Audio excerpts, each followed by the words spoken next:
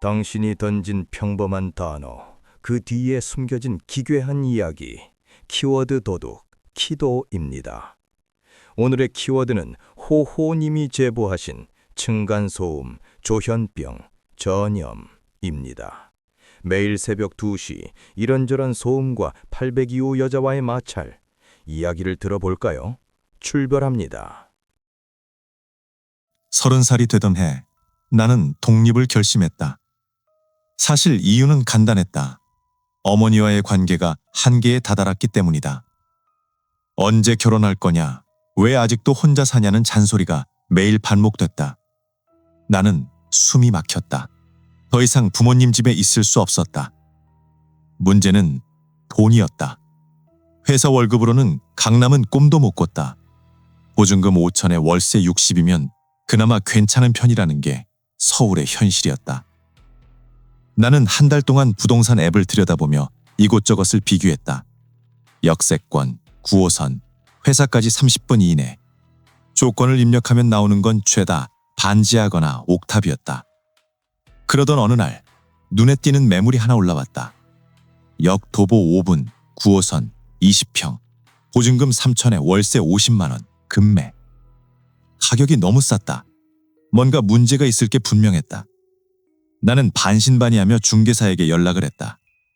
이 집 아직 있냐고 물었다. 중개사는 대답했다. 아, 네, 있다고. 보러 오겠냐고 했다. 다음 날 퇴근 후 나는 그 집을 보러 갔다. 건물은 생각보다 괜찮았다. 10층짜리 아파트형 빌라.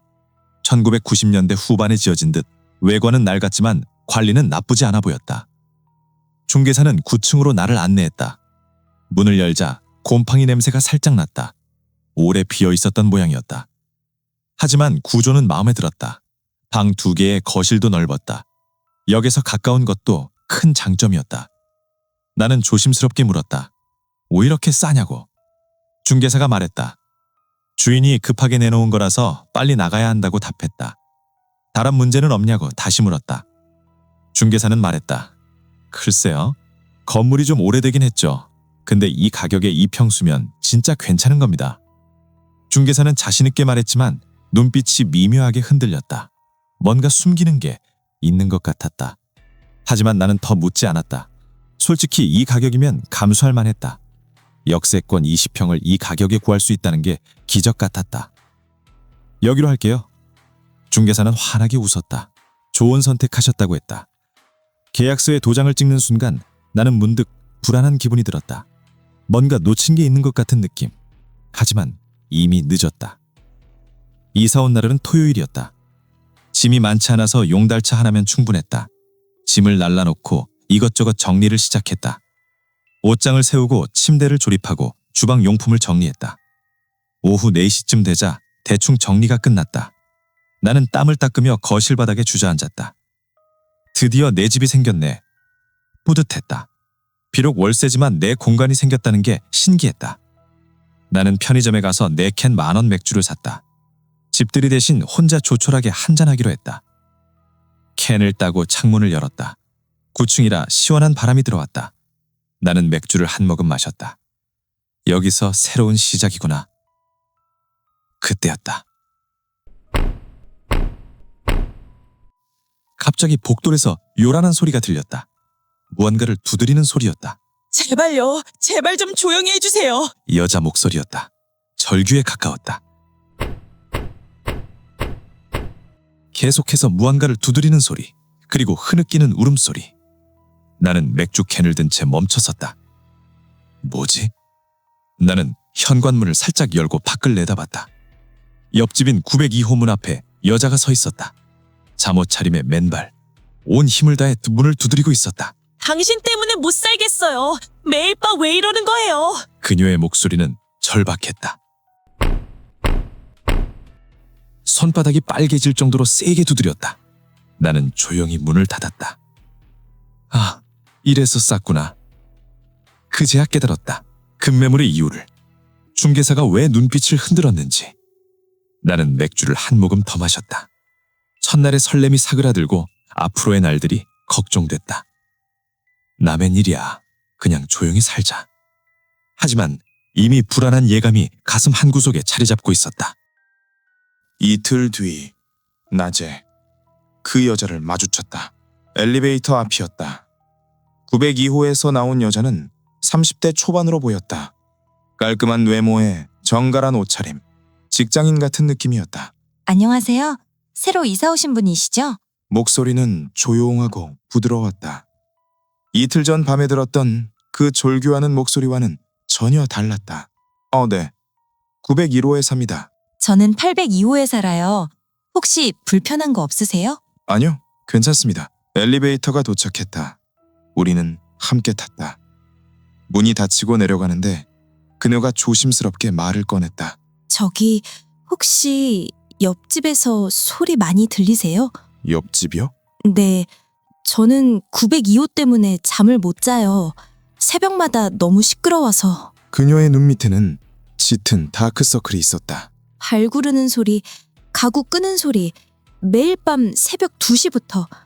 도저히 못 참겠어서 어제 윗집 가서 항의했는데 대답이 없더라고요. 802호의 윗집은 902호다. 내 옆집. 혹시 옆집에서 시끄러운 소리가 들리면 같이 항의해 주실 수 있나요? 제 말만 하면 사람들이 잘 안 믿어서요. 그녀의 표정은 간절했다. 알겠습니다. 들리면 말씀드릴게요. 고맙습니다. 그녀는 안도한 듯 미소 지었다. 엘리베이터에서 내려 복도를 걷는데 문득 궁금해졌다. 902호. 정말 사람이 살까? 나는 902호 문 앞에 섰다. 초인종을 눌러볼까 망설이다게 우편함을 확인했다. 전단지가 가득 쌓여 있었다. 신문도 여러 개 끼워져 있었다. 한 달은 좋게 됐을 것 같았다. 여기 사람 안 사는 것 같은데. 그날 밤부터 나는 귀를 기울였다. 정말 902호에서 소리가 나는지 확인하고 싶었다. 새벽 2시. 나는 아직 잠들지 않고 침대에 누워 있었다. 갑자기 복도에서 소리가 들렸다. 802호 여자였다. 왜 대답을 안 해요? 제발 좀 그만 내달라고요. 나는 침대에서 일어나 귀를 기울였다. 하지만 아무 소리도 들리지 않았다. 802호 여자가 문을 두드리는 소리만 들릴 뿐 902호 안에서는 아무런 소리도 나지 않았다. 이상하네. 층간소음 때문에 항의한다면서 902호에서는 아무 소리도 안 나는데. 다음날 나는 관리실로 내려갔다. 저기요, 혹시 902호에 사람 살아요? 관리실 아저씨는 고개를 저으며 말했다. 거기 비어있다고. 이전 세입자가 나간 이후로 아직 안 들어왔다고 했다. 아무도 안 살아요? 관리실 아저씨는 그렇다고만 했다. 나는 관리실을 나왔다. 머릿속이 복잡했다. 902호가 비어있다고?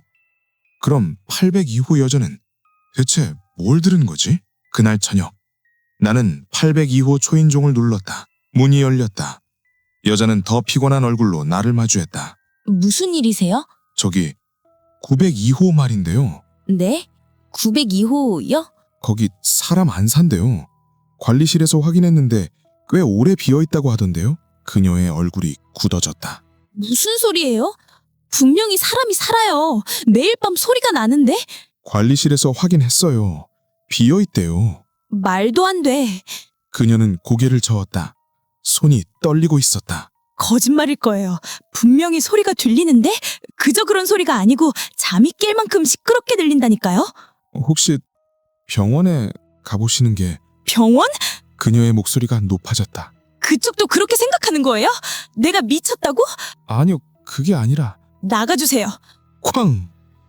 문이 내 코앞에서 닫혔다. 그날 밤 소리는 더 심해졌다. 저기요, 거기 있는 거 알아요. 왜 대답을 안 해요? 나는 참다 못해 현관문을 열고 나갔다. 저기요! 802호 여자가 고개를 돌렸다. 눈이 충혈되어 있었다. 소리 안 나요. 902호에선 아무 소리도 안 난다고요. 뭐라고요? 제가 귀 기울여 들어봤는데 아무 소리도 안 들려요. 이걸 못 듣는다고요? 그녀가 소리쳤다. 분명히 들려요. 발소리, 가구 끄는 소리, 뭔가 떨어뜨리는 소리 매일 밤 들린다고요. 지금 들려요? 지금은 제가 문을 두드려서 멈췄나 봐요. 항상 제가 항의하면 잠깐 멈춰요. 그러다가 다시 시작하니까 미치는 거죠. 나는 902호 문에 귀를 갖다 댔다. 정말 아무 소리도 들리지 않았다. 정말 아무 소리도 안 나는데요. 아무도 날 안 믿어요. 아무도. 그녀는 그 자리에 주저앉아 울기 시작했다.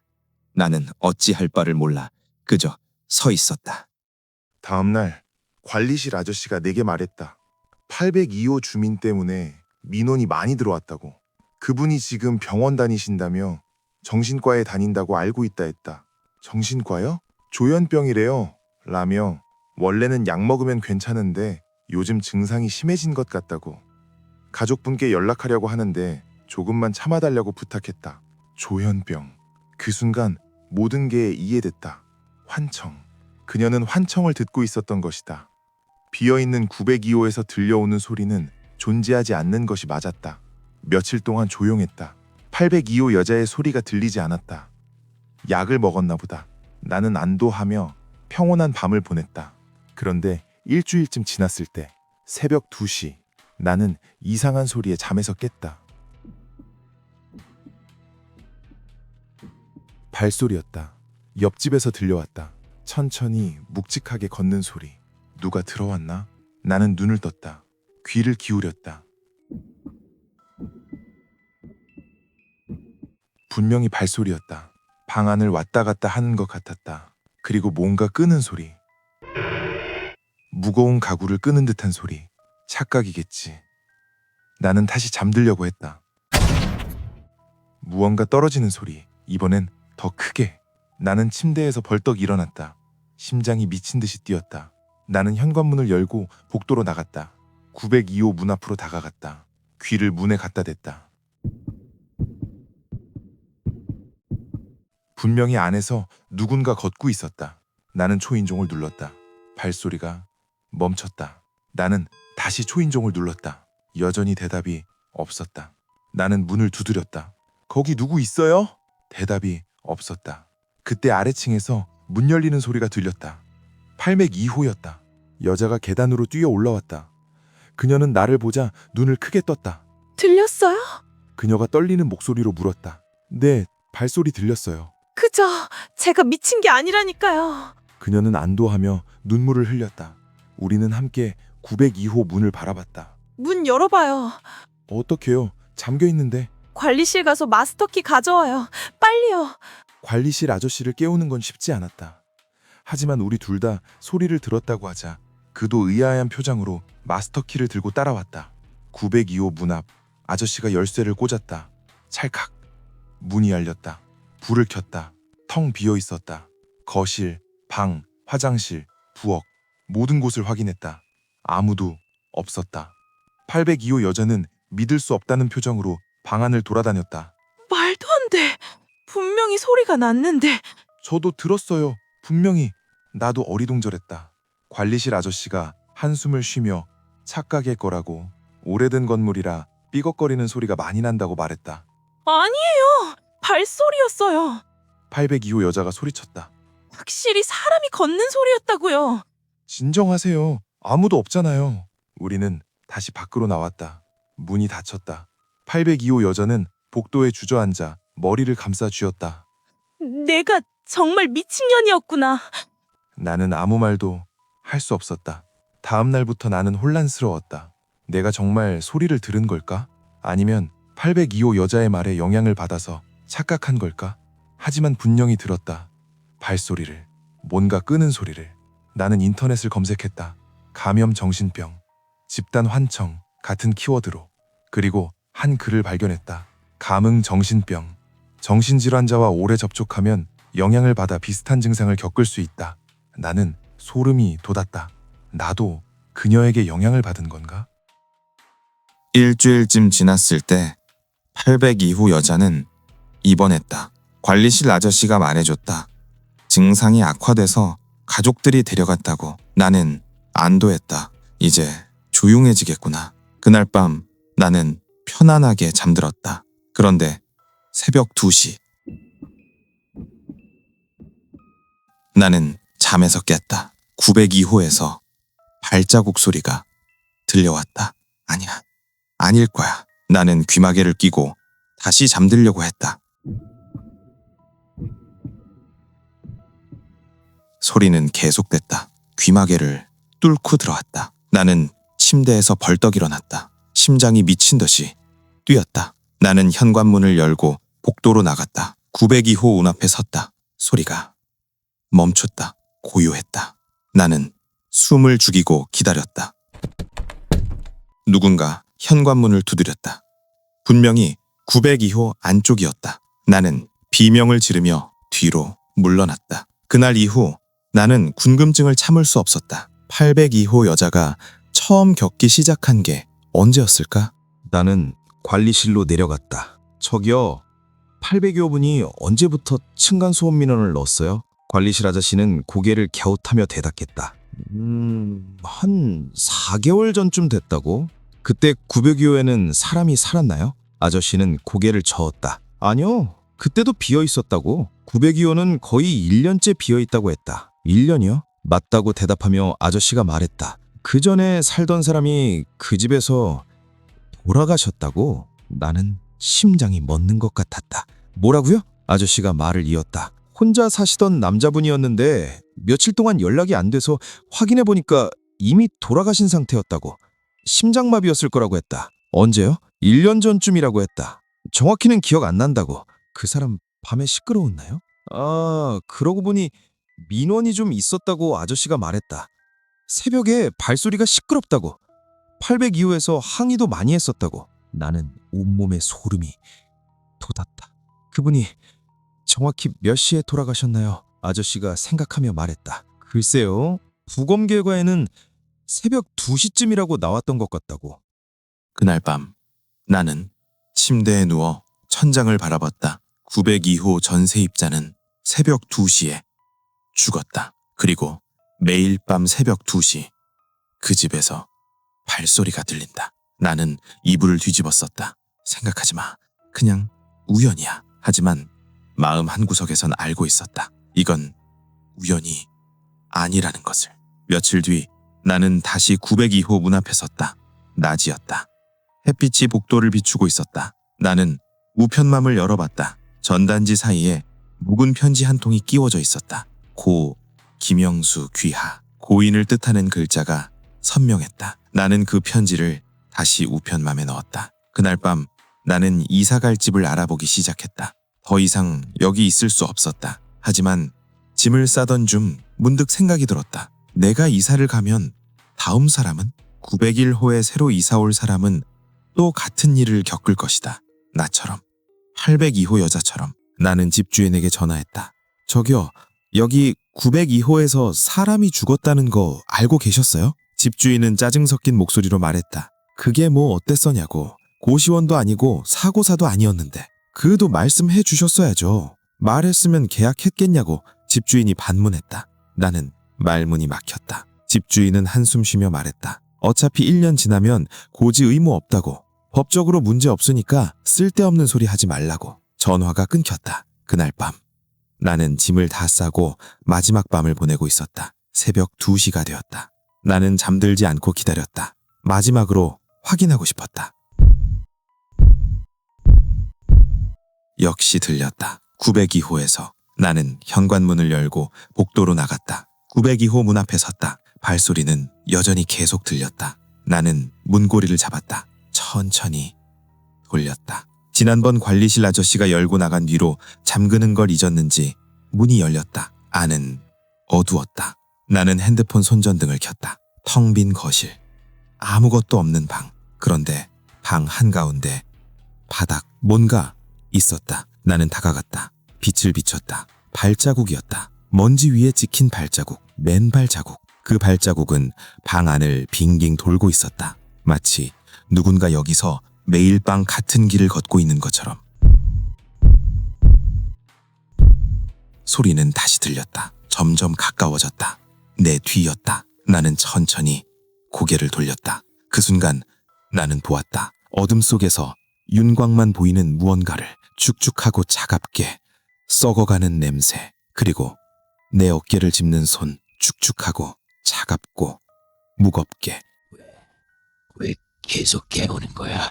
목소리가 들렸다. 마른 나뭇가지가 부러지는 것 같은 목소리. 나는 비명을 지르려 했지만 목이 잠겼다. 그대로 정신을 잃었다. 다음 날 아침 관리실 아저씨가 나를 발견했다. 나는 902호 문 앞 복도에 쓰러져 있었다. 병원으로 실려갔다. 의사들은 급성 스트레스 장애라고 했다. 극심한 공포를 경험했다고.